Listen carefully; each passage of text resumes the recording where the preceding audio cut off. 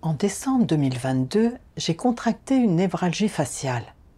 Après l'opération, le côté droit de ma tête était toujours engourdi et je ressentais souvent des vertiges et une gêne. Parfois, quand je marchais, j'avais l'impression d'être ivre. J'étais tellement étourdie que je pouvais à peine me tenir debout. Les médecins disaient que c'était dû à un apport sanguin insuffisant au cerveau. Ils m'ont également diagnostiqué une artériosclérose cérébrale et ils m'ont dit que je ne devais pas me surmener ou me coucher tard. Après avoir appris cela, je me suis dit: mes deux voisins ont eu des hémorragies cérébrales dues à un durcissement des vaisseaux sanguins. Ils ont fini dans un état végétatif et sont morts peu après. Que se passerait-il si, un jour, j'étais prise de vertige, que je tombais accidentellement, qu'un vaisseau sanguin se rompait dans mon cerveau et que je finissais dans un état végétatif? J'ai songé à mes problèmes cardiaques également, et je me suis dit qu'il ne fallait pas que je me surmène à l'avenir. Après tout, si je m'effondrais à cause du surmenage et que je ne pouvais pas faire mes devoirs, cela n'entraverait-il pas ma croissance dans la vie? Comment alors atteindrais-je le salut? J'ai donc commencé à faire de l'exercice chaque jour, en espérant me rétablir le plus vite possible. En avril 2023, je m'étais quelque peu rétablie. Alors je me suis portée volontaire pour prendre en charge certains devoirs d'église liés aux affaires générales. Les sœurs avec lesquelles je coopérais étaient prévenantes, et elles ne m'ont confié que des tâches légères et simples. J'étais très contente. Je me disais que mon devoir était plutôt agréable, que je n'aurais même pas à m'inquiéter ou à me surmener, et que le faire ne retarderait pas ma poursuite du salut. En mai 2023, le diacre chargé des affaires générales et mes sœurs partenaires n'ont pas pu continuer à faire leurs devoirs à cause d'un problème de sécurité. Et subitement, toutes leurs responsabilités sont retombées sur moi seule. J'ai un peu résisté, en pensant: je ne suis pas encore complètement rétablie, et il y a tant de travail. Que va-t-il se passer si ma maladie réapparaît, que je suis prise de vertige et tombe dans la rue? Mais j'ai alors pensé au fait que l'Église ne pouvait trouver personne d'autre qui convienne pour s'occuper des affaires générales, et que j'étais la seule à connaître ce travail. Donc, je ne pouvais pas refuser. Si je coopérais activement pour défendre le travail de l'Église, Dieu me protégerait. Alors je me suis soumise. Il y avait à gérer beaucoup de travail lié aux affaires et j'étais occupée chaque jour. Au bout d'un moment, mes vertiges ont empiré et parfois, après avoir fait un travail physique, dans la journée, mes membres ne réagissaient pas correctement le soir. En plus, ma hernie discale faisait des siennes et j'avais mal dans le bas du dos. Je me suis dit: si je continue à me démener comme ça, vais-je finir clouée au lit, dans un état végétatif comme mes voisins? Je pourrais même perdre la vie. Si je ne peux même pas faire des devoirs simples, comment vais-je atteindre le salut? Je pensais que si j'endossais des responsabilités, Dieu me protégerait et veillerait sur moi, et qu'il m'aiderait à me rétablir rapidement. Mais maintenant, au lieu de s'améliorer, mon état a empiré. Il me semble que je ne peux pas trop m'inquiéter de mes devoirs. Je devrais donner la priorité à ma santé. À cette époque, l'Église n'avait pas encore choisi un diacre pour les affaires générales, et il fallait s'occuper de certains articles de toute urgence. Mais je me disais que m'en occuper nécessiterait une dépense mentale et des efforts, et je n'y étais donc pas disposée. J'ai pensé: je ne suis pas en bonne santé. Si je m'effondrais d'épuisement, cela n'en vaudrait pas la peine. De toute façon, je ne suis pas la diaconesse chargée des affaires générales. Il me faut donc donner la priorité à ma santé. Par conséquent, je n'ai tenu compte que de ma santé physique, et je ne me suis pas occupée de ces objets. Plus tard, ce n'est qu'après que le dirigeant a assuré un suivi et qu'il s'est informé de la situation que j'ai finalement travaillé avec quelques frères et sœurs pour m'en occuper. Ensuite, le dirigeant m'a demandé de prendre en charge la vie d'église de quelques membres du personnel chargé des affaires générales. Je me suis dit, je ne comprends pas réellement ces gens. S'ils sont dans un mauvais état, je vais devoir trouver des vérités pertinentes pour échanger avec eux et leur proposer une solution. Mes devoirs m'épuisent déjà suffisamment. Mes vertiges ont empiré récemment et le bas de mon dos me fait souffrir. Je préférerais me reposer pendant mon temps libre. Est-ce que cela ne va pas être encore plus épuisant pour moi d'organiser des réunions pour eux? Alors j'ai refusé en disant que je n'étais pas superviseuse. Plus tard, j'ai appris qu'une sœur parmi eux vivait dans la maladie et qu'elle était dans un état spirituel fragile. Je me suis sentie un peu coupable. J'avais effectivement du temps, mais j'avais simplement peur de me surmener et d'aggraver ma situation. Comme je n'avais jamais résolu mon état, chaque fois que mes devoirs m'accaparaient un peu plus ou que je faisais un travail physique et que je me sentais fatiguée ou mal à l'aise, je m'inquiétais, pensant: mon état de santé est-il encore en train d'empirer? Que va-t-il se passer si, un jour, je tombe de vélo et meurs sur la route? Plus j'y réfléchissais, plus j'avais peur. Je craignais que ma santé se détériore et m'empêche de faire mes devoirs, ou pire, que je perde la vie et toute possibilité de salut. Alors, j'ai continué à pousser le dirigeant à choisir un diacre pour les affaires générales dès que possible. Ainsi, je n'aurais pas à m'inquiéter ni à me surmener. Un jour, en août 2023, à ma grande surprise, j'ai été élue diaconesse des affaires générales. En apprenant cette nouvelle, j'ai éprouvé beaucoup de résistance, me disant: je croyais qu'une fois que le diacre des affaires générales serait choisi, je pourrais recommencer à faire des devoirs légers et simples comme avant. Je ne m'attendais pas à ce qu'on me nomme diaconesse des affaires générales. Un diacre des affaires générales doit assurer le suivi de toutes les affaires générales de l'Église. Et il doit aussi, parfois, faire un travail physique. Si j'endommage ma santé, ou même si je perds la vie, comment pourrais-je parvenir au salut? Pas question que je fasse ce devoir. J'ai donc trouvé une excuse et j'ai dit: mon calibre n'est pas à la hauteur du devoir d'un diacre des affaires générales. Le dirigeant a alors échangé avec moi sur l'intention de Dieu, en me demandant de chercher davantage. Je me suis sentie un peu coupable et j'ai pris conscience que les frères et sœurs m'avaient choisie comme diaconesse avec la permission de Dieu. Je ne pouvais plus résister.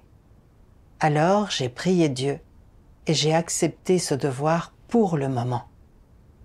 Plus tard, j'ai pris conscience que le fait de me focaliser constamment sur ma maladie montrait mon manque de compréhension de la souveraineté de Dieu. Alors j'ai cherché des paroles de Dieu à ce sujet. Un jour, j'ai vu une vidéo de témoignage d'expérience. Cette vidéo contenait un passage des paroles de Dieu qui m'a beaucoup aidée. Dieu Tout-Puissant dit: ensuite, il y a ceux qui sont en mauvaise santé, qui ont une constitution faible et manquent d'énergie, qui sont souvent atteints de maladies graves ou mineures, qui ne peuvent même pas faire les choses de base nécessaires dans la vie quotidienne, qui ne peuvent pas vivre ou se déplacer comme les gens normaux. Ces gens sont souvent mal à l'aise et malades dans l'accomplissement de leurs devoirs. Certains sont physiquement faibles, certains ont de véritables maladies, et bien sûr, certains ont des maladies connues ou potentielles d'une sorte ou d'une autre. En raison de leurs réelles difficultés physiques, ces gens sombrent souvent dans des émotions négatives et éprouvent du désarroi, de l'angoisse et de l'inquiétude. À propos de quoi ressentent-ils du désarroi, de l'angoisse et de l'inquiétude ?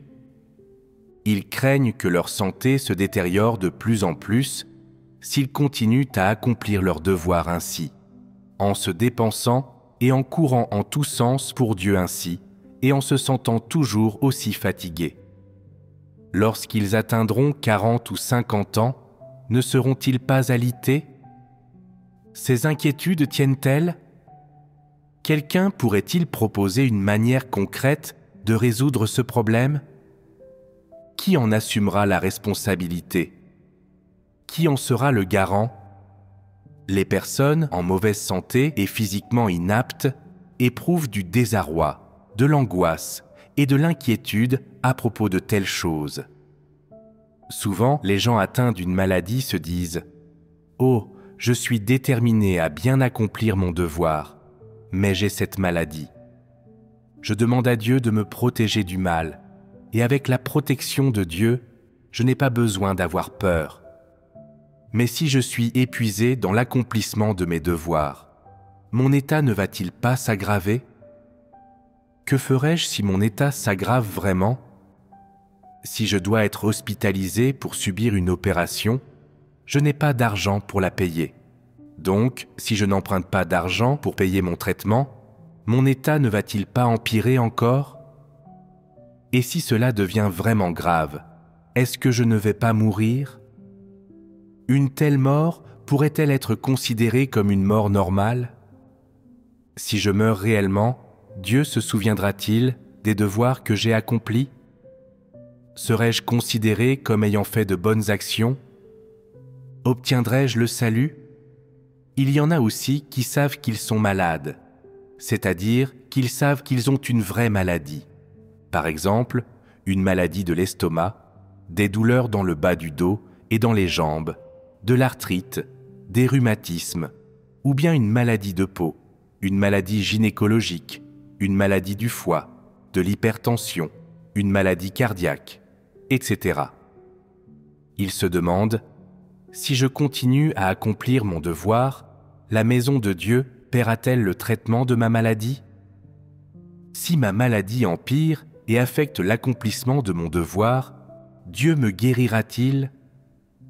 D'autres personnes ont été guéries quand elles ont cru en Dieu, alors serai-je guéri aussi ? Dieu me guérira-t-il, tout comme il fait preuve de bonté envers les autres ? Si j'accomplis loyalement mon devoir, Dieu devrait me guérir, mais si tout ce que je souhaite, c'est que Dieu me guérisse et qu'il ne le fait pas, alors que ferai-je ? Chaque fois que ces gens pensent à cela, un profond sentiment d'angoisse monte dans leur cœur. Même s'ils ne cessent jamais d'accomplir leurs devoirs et qu'ils font toujours ce qu'ils sont censés faire, ils pensent constamment à leur maladie, leur santé, leur avenir, leur vie et leur mort. Finalement, ils concluent par un vœu pieux. Dieu me guérira, il me gardera en sécurité. Dieu ne m'abandonnera pas, et il ne restera pas les bras croisés sans rien faire s'il me voit tomber malade. De telles pensées n'ont aucun fondement, et on peut même les considérer comme une sorte de notion. Les gens ne seront jamais capables de résoudre leurs difficultés pratiques avec de telles notions et une telle imagination. Et au plus profond de leur cœur, ils éprouvent un vague sentiment de désarroi, d'angoisse et d'inquiétude au sujet de leur santé et de leur maladie. Ils n'ont aucune idée de qui assumera la responsabilité de ces choses, ni même si quelqu'un en assumera la responsabilité.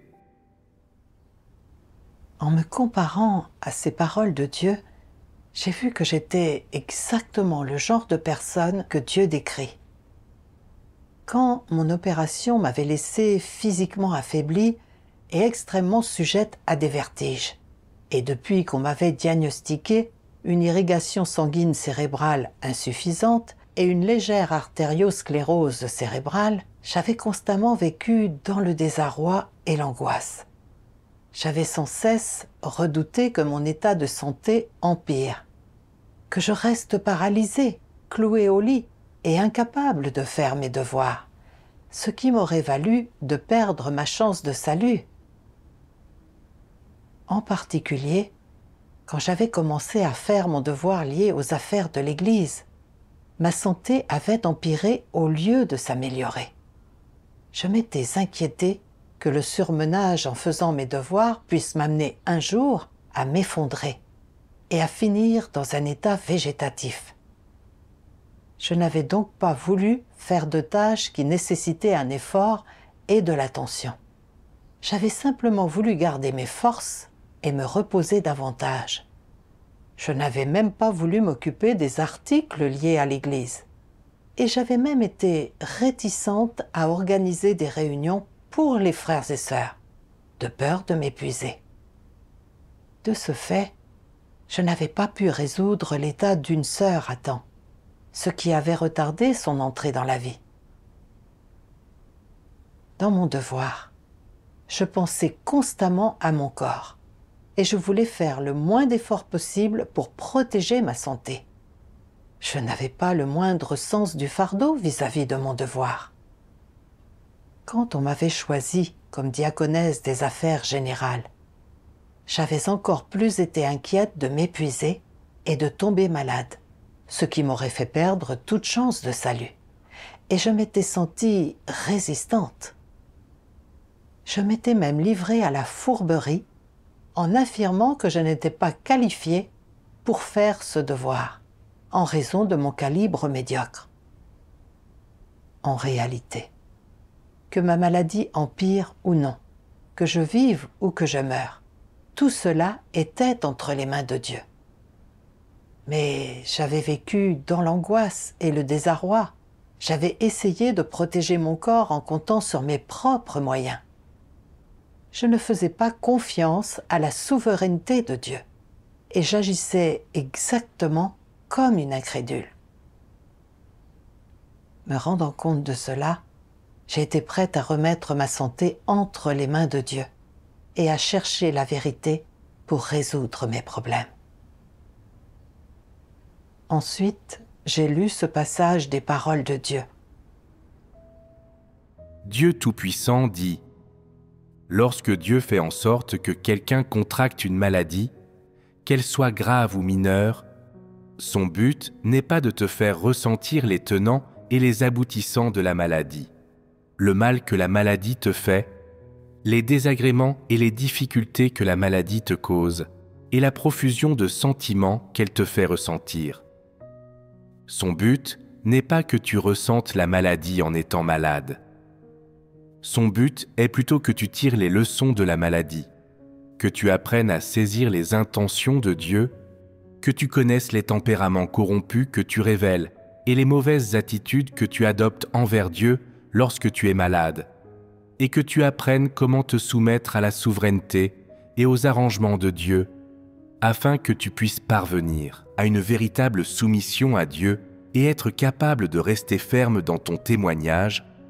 C'est absolument essentiel. Dieu souhaite te sauver et te purifier par la maladie. Que souhaite-t-il purifier chez toi? Il souhaite purifier tous tes désirs et exigences extravagants envers lui, et même purifier les divers calculs, jugements et plans que tu fais à tout prix pour survivre et vivre. Dieu ne te demande pas de faire des projets, il ne te demande pas de juger, et il ne te permet pas d'avoir des désirs extravagants à son égard. Il exige seulement que tu te soumettes à lui et que, dans ta pratique et l'expérience de soumission, tu connaisses ta propre attitude envers la maladie et que tu connaisses ton attitude vis-à-vis de ces conditions physiques qu'il te donne, ainsi que tes propres souhaits personnels. Lorsque tu apprends à connaître ces choses, tu peux alors comprendre à quel point il est bénéfique pour toi que Dieu ait arrangé les circonstances de la maladie pour toi et qu'il t'ait donné ces conditions physiques, et tu peux ressentir à quel point elles sont utiles pour changer ton tempérament, pour que tu atteignes le salut et pour ton entrée dans la vie. C'est pourquoi, lorsque la maladie se présente, il ne faut pas toujours te demander comment y échapper, la fuir ou la rejeter. Dieu dit que la maladie ne s'abat pas sur nous pour que nous vivions dans l'angoisse et le désarroi, ni pour que nous essayions de l'éviter, mais plutôt pour nous permettre d'en tirer des leçons, de connaître la corruption, les impuretés et les mauvaises intentions que nous révélons quand la maladie frappe, afin que nous puissions nous soumettre aux orchestrations et aux arrangements de Dieu. En réfléchissant sur moi-même, j'ai vu que face à la maladie, j'avais constamment redouté qu'en faisant mes devoirs et en me surmenant, je finisse paralysée et clouée au lit. Je n'aurais alors même plus été capable de faire des devoirs simples, et j'aurais ainsi perdu toute chance de salut. Ensuite, en faisant mes devoirs, j'avais toujours essayé de fournir le moins d'efforts possible, et même quand j'avais été choisie comme diaconesse des affaires générales, j'avais tenté d'être fourbe et de l'éviter. J'étais sans cesse préoccupée par ma santé, m'inquiétant de mes perspectives et chemins futurs, sans avoir la moindre pensée pour le travail de l'Église. J'étais tellement égoïste et méprisable. Sans cette maladie, ma rébellion et ma corruption intérieure n'auraient pas été révélées, et encore moins purifiées et transformées. Je devais me soumettre aux orchestrations et aux arrangements de Dieu, et chercher la vérité pour en tirer une leçon. Plus tard, j'ai lu ce passage des paroles de Dieu. Dieu Tout-Puissant dit : quelle est la valeur de la vie d'une personne ? Est-ce simplement pour s'adonner à des plaisirs charnels tels que manger, boire et se divertir ? Non. Alors qu'est-ce que c'est ? S'il vous plaît, partagez vos pensées. Remplir le devoir d'un être créé, voilà au moins ce qu'une personne devrait accomplir dans sa vie.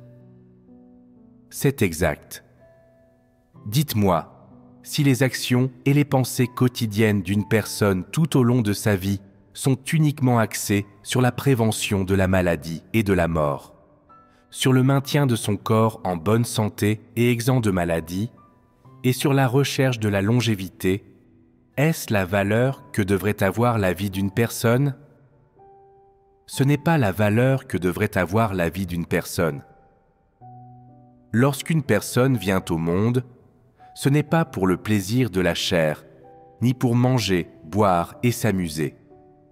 Il ne faut pas vivre pour ces choses-là. Là n'est pas la valeur de la vie humaine, ni le bon chemin. La valeur de la vie humaine et le bon chemin à suivre impliquent d'accomplir quelque chose de précieux et d'accomplir un ou plusieurs travaux de valeur. Cela ne s'appelle pas une carrière. Cela s'appelle le bon chemin. Et cela s'appelle aussi la tâche appropriée. Dis-moi, cela vaut-il la peine pour une personne de payer un prix pour accomplir un travail de valeur, vivre une vie de valeur et chargée de sens, et poursuivre et atteindre la vérité ? Si tu désires vraiment poursuivre la compréhension de la vérité, t'engager sur le bon chemin dans la vie, bien accomplir ton devoir et vivre une vie de valeur et pleine de sens, alors tu n'hésiteras pas à donner toute ton énergie, à en payer tous les prix et à donner tout ton temps et toute l'étendue de tes journées.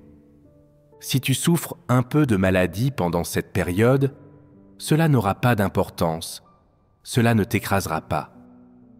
N'est-ce pas bien mieux qu'une vie de facilité, de liberté et d'oisiveté, que nourrir le corps physique au point qu'il soit bien nourri et en bonne santé, et finalement, mieux qu'atteindre la longévité ? laquelle de ces deux options est une vie de valeur? Laquelle peut donner du réconfort et n'apporter aucun regret aux gens lorsqu'ils affrontent la mort à la toute fin? Vivre une vie pleine de sens. Cela signifie que, dans ton cœur, tu auras gagné quelque chose et tu seras réconforté. Qu'en est-il de ceux qui sont bien nourris et conservent un teint rose jusqu'à la mort? Ils ne poursuivent pas une vie pleine de sens? Alors que ressentent-ils lorsqu'ils meurent?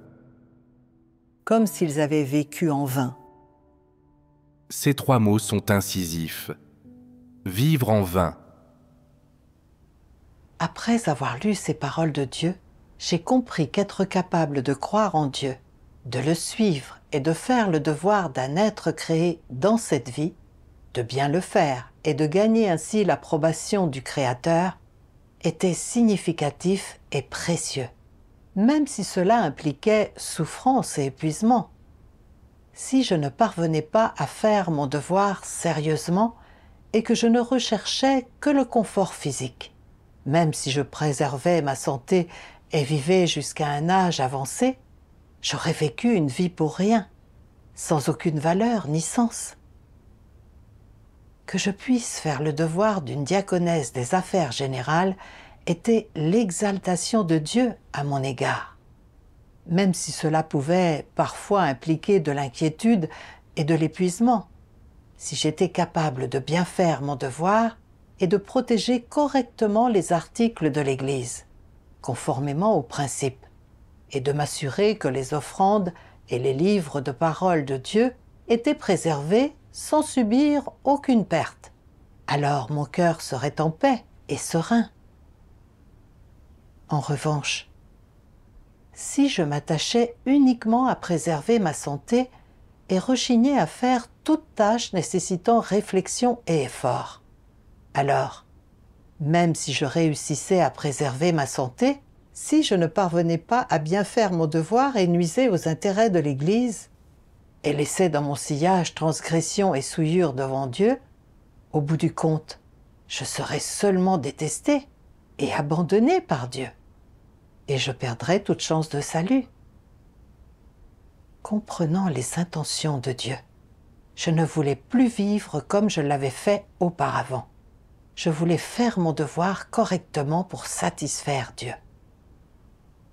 Parfois, quand les tâches s'accumulaient, j'avais encore peur d'avoir à trop m'inquiéter et à me surmener. Mais je priais Dieu, prête à me soumettre aux circonstances qu'il avait orchestrées. Je ne me suis plus inquiétée de savoir si ma maladie allait empirer ou si j'allais m'effondrer d'épuisement. Et je me suis juste attachée à bien faire mon devoir. Pendant une réunion, j'ai appris qu'une autre sœur était également malade. Alors j'ai partagé mon expérience avec elle. Puis nous avons écouté cet hymne des paroles de Dieu. La durée de vie de l'homme a été prédéterminée par Dieu.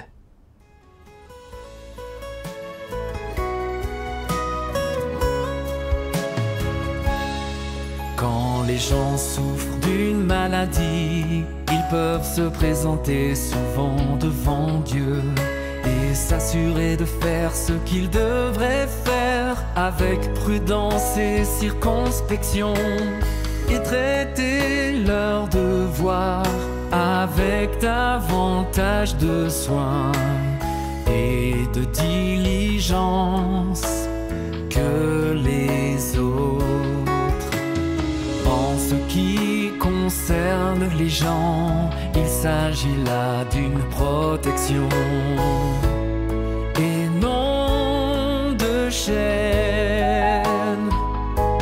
C'est une approche du côté passif. Dieu a prédéterminé la durée de vie de chacun. D'un point de vue médical, une maladie peut être incurable, tandis que du point de vue de Dieu, si ta vie doit se poursuivre et que ton heure n'est pas encore venue, ne pourras pas mourir, même si tu le voulais.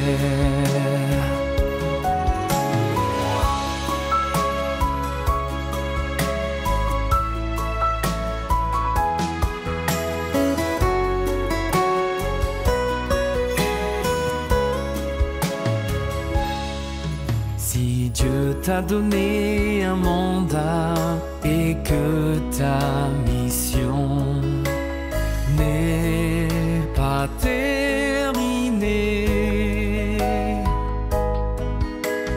tu ne mourras même pas d'une maladie qui est censée être mortelle. Dieu ne t'emportera pas encore.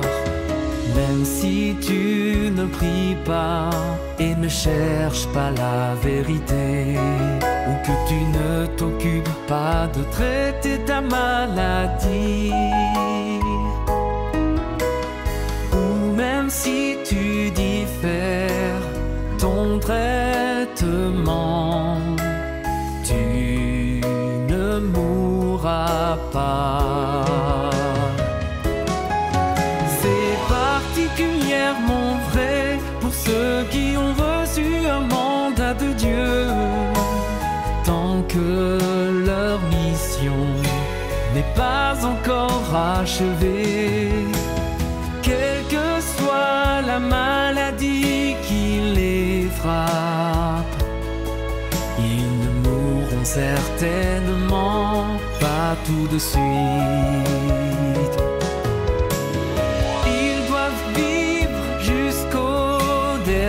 Moment de l'achèvement de leur mission.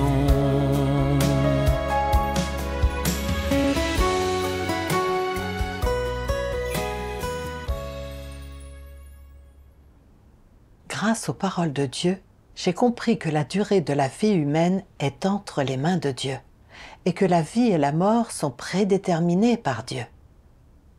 Même quand une maladie est grave, si la durée de vie d'une personne n'est pas arrivée à son terme, cette personne ne mourra pas, même sans soins. Mais si son heure est arrivée, même avec les meilleurs soins, elle mourra malgré tout. Je me suis souvenu de la maladie cardiaque de mon frère aîné, déclenchée par le diabète 10 ans auparavant. L'hôpital avait annoncé plusieurs fois qu'il était dans un état critique et qu'il ne pouvait pas être sauvé. Cependant, après s'être reposé chez lui pendant un moment, il avait retrouvé la santé peu à peu et il est encore vivant aujourd'hui. Mais son fils, un jeune homme costaud d'une vingtaine d'années, était rentré chez lui en permission de l'armée en se sentant souffrant. Et l'hôpital lui avait diagnostiqué une leucémie aiguë. L'hôpital a utilisé les meilleurs médicaments et le meilleur matériel. Et des grands spécialistes ont été consultés. Mais en une semaine, il était mort. Ces événements m'ont montré que la vie et la mort des êtres humains sont effectivement ordonnés par Dieu. Mais je m'inquiétais sans cesse que travailler dur puisse faire empirer ma condition physique. Alors, je choisissais des tâches légères et faciles quand je faisais mon devoir, pensant que cela empêcherait ma maladie de s'aggraver. Je ne croyais pas vraiment que la vie et la mort étaient entre les mains de Dieu. En réalité, Dieu a déjà prédéterminé ma durée de vie. Il est inutile de s'en inquiéter, car cela ne fait que m'entraver et me nuire, et cela m'empêche d'être fidèle à mon devoir et de le faire correctement aussi bien que j'en suis capable. Comprendre cela m'a donné la foi. J'ai alors pris mes médicaments comme d'habitude et j'ai fait de l'exercice quand je le pouvais, et je n'ai plus été contrainte par la peur de la mort. Même si mes devoirs m'occupaient encore chaque jour, je n'ai pas eu l'impression que ma maladie empirait. En fait, je me suis sentie plus énergique de jour en jour. Plus tard, en parlant à une sœur de mon état récent, grâce à ces rappels, j'en suis venue à comprendre que derrière mes inquiétudes et mon angoisse constante se cachait mon intention de recevoir des bénédictions. J'ai alors lu ces paroles de Dieu. Dieu Tout-Puissant dit « Si nombreux sont ceux qui croient en moi seulement pour que je les guérisse. Si nombreux sont ceux qui croient en moi seulement pour que j'utilise ma force afin de chasser les esprits impurs de leur corps. Si nombreux sont ceux qui ne croient en moi que pour que je leur confère la paix et la joie. Si nombreux sont ceux qui ne croient en moi que pour me demander une plus grande richesse matérielle. Si nombreux sont ceux qui ne croient en moi que pour passer cette vie en paix et être sains et saufs dans le monde à venir. Si nombreux sont ceux qui ne croient en moi que pour éviter les souffrances de l'enfer et recevoir les bénédictions du ciel. Si nombreux sont ceux qui ne croient en moi que pour avoir du confort temporaire, et qui, pourtant, ne cherchent pas à gagner quoi que ce soit dans le monde à venir. Lorsque j'accorde ma fureur aux gens et m'empare de toute la joie et de toute la paix qu'ils possédaient autrefois, ils se mettent à douter. Quand j'accorde aux gens la souffrance de l'enfer et reprends les bénédictions du ciel, ils se mettent en rage. Quand les gens me demandent de les guérir et que je ne leur prête pas attention et ressens de l'aversion envers eux, ils s'éloignent de moi pour chercher plutôt la voie de la médecine malfaisante et de la sorcellerie. Quand j'enlève tout ce que les gens m'ont demandé, ils disparaissent tous sans laisser de traces. Par conséquent, je dis que les gens ont foi en moi parce que ma grâce est trop abondante et parce qu'il y a beaucoup trop d'avantages à gagner. Tous les humains corrompus vivent pour eux-mêmes. Chacun pour soi, Dieu pour tous. Telle est, en résumé, la nature humaine. Les gens croient en Dieu pour leur propre bien. Quand ils renoncent à des choses et se dépensent pour Dieu, c'est afin d'être bénis. Et quand ils sont loyaux à son égard, c'est encore afin d'être récompensés. En somme, ils font tout cela dans le but d'être bénis, récompensés et d'entrer dans le royaume des cieux. Au sein de la société, les gens travaillent pour leur profit personnel. Et dans la maison de Dieu, ils font un devoir afin d'être bénis. C'est pour gagner des bénédictions que les gens renoncent à tout et qu'ils peuvent endurer beaucoup de souffrances. Il n'y a pas de meilleure preuve de la nature satanique de l'homme. Dieu expose que nous croyons en lui dans l'intention d'exiger de lui divers avantages. Derrière cela se cachent des impuretés et des motivations. En réfléchissant aux paroles de Dieu, j'ai vu que j'étais exactement le genre de personne que Dieu expose. Je croyais en Dieu pour recevoir des bénédictions et la grâce. J'essayais de marchander avec Dieu. Quand j'ai rencontré Dieu pour la première fois, la rhinite allergique que j'avais depuis des années a été guérie.